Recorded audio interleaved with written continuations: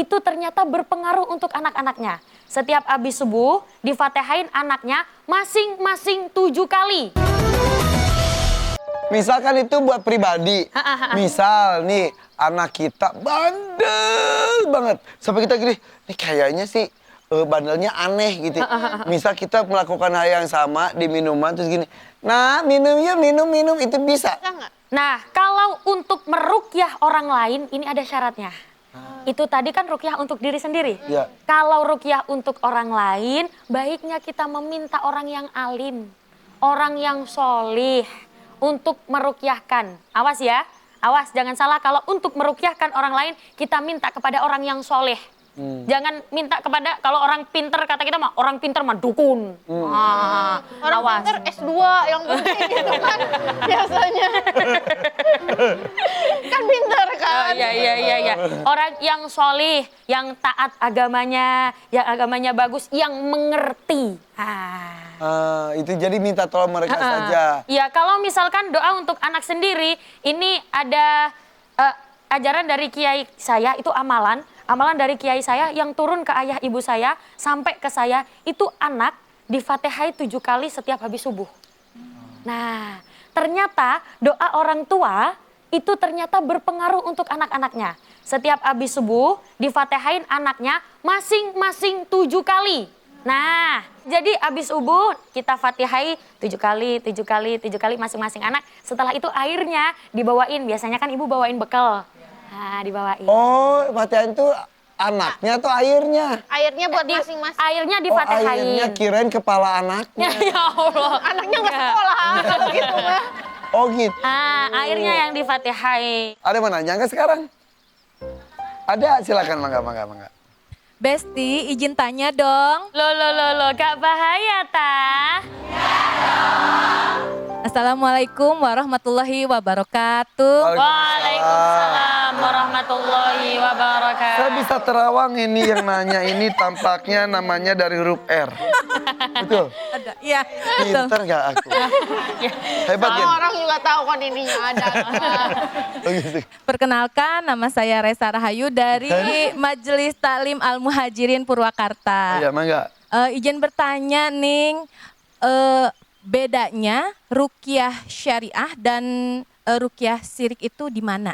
Iya betul tuh. Itu saja, terima kasih. Wassalamualaikum warahmatullahi wabarakatuh. Waalaikumsalam warahmatullahi wabarakatuh. Judulnya sama-sama rukyah. Iya. Gimana biar kita tahu mana rukyah syariah, mana rukyah syirik. Itu kan ada hubungannya dengan keimanan serem. Gimana yang bedainnya? Perbedaan yang paling mencolok adalah siapa yang merukyah. Nah, itu yang pertama. Kalau rukyah syariah, yang merukyah adalah orang-orang solih. Kiai, ulama, orang yang ilmu agamanya mumpuni, orang yang bacaannya fasih. Itu. Kalau rukyah syirik, siapa yang merukyah? Ada Mbah Dukun, sedang ngobatin pasiennya. Wah, tapi masalahnya sekarang dukun juga pakai sorban. Nah, benar. Iya, ngakunya maaf ya, ngakunya tuh kiai lah, ustadz lah pakai jenggot, pakai sorban, pakai peci, tapi praktek-prakteknya ada perdukunannya. Nah, kalau perbedaan yang pertama itu yang mencolok. Nggak tahu kalau ternyata ada dukun yang pakai peci hitam, pakai baju putih. Selain itu. Saya dong. Yang kedua, perbedaannya apa? Rukyah syariah dan rukyah syirik, perbedaannya apa? Dari bacaannya. Kalau rukyah syariah, yang diambil adalah bacaan-bacaan Al-Quran. Kalau yang rukyah syirik, itu komat kamitnya beda. Biasa nih, kayak gitu. Gorengan bakso tahu gitu. Gorengan bakso tahu. Iya. Tapi ada juga yang tetap pakai Al-Quran, tapi tetap dia kayaknya si syirik. Karena dia tiba-tiba harus ada cerutunya, harus ada apa. Melakukan ritual-ritual yang seperti itu. Makanya harus berhati-hati. Kalau di dalam dunia pesantren, orang yang bisa dikatakan alim dan bisa merukyah, itu sanad keilmuannya jelas. Dia mengambil ilmu agamanya dari mana? Dari pondok pesantren mana? Nah, yang diajarkan adalah Al-Quran dan Sunnah. Iya. Nah, bisa dilihat dari itu. Jadi nggak tiba-tiba ada orang pakai sorban, pakai jubah, terus dimintain tolong ruqyah saya. Nggak kayak gitu. Seperti itu. Oke, jadi jangan tertipu dengan penampilan. Hati-hati. Maksud hati ingin ruqyah tiba-tiba jadi perdukunan. Nah, kita itu tiba-tiba syirik. Dosa besar. Nah, hati-hati. Kalau orang alim itu ciri-cirinya begini. Pasti dia bilang, Bu, yang memberikan kesembuhan adalah Allah. Nah, Iya. kalau dukun, Bu, kalau mau sembuh, bayar sekian. Iya. Dan juga jangan tertipu dan tulisan-tulisan Arab semuanya Al-Quran, bukan. Iya. Nggak semuanya tulisan Arab itu juga Al-Quran. Nah, begitu. Sampun paham, ge? Wes, kalau gitu buat nopo-nopo yo. Iya, Kalau kita istirahat dulu yo. Iya. Ojo kemono-mono. Tetap di sini di Bunga-Bunga Hati. Lihat dulu, pasti mau.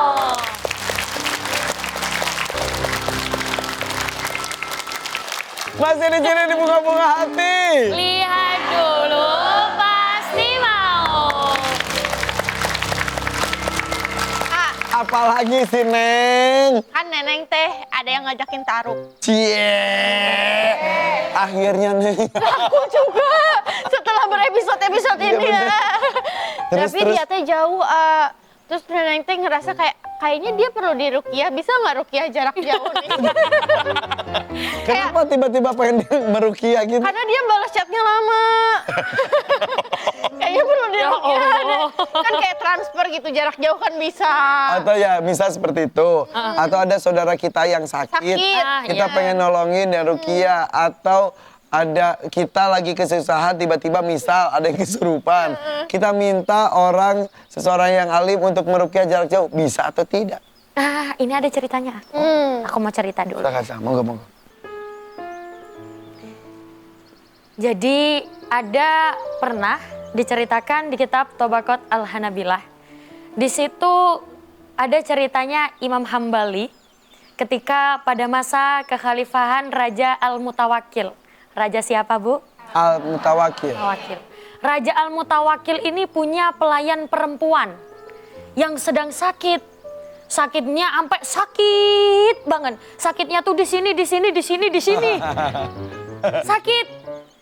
Dia kesurupan sakitnya. Sampai kesurupan.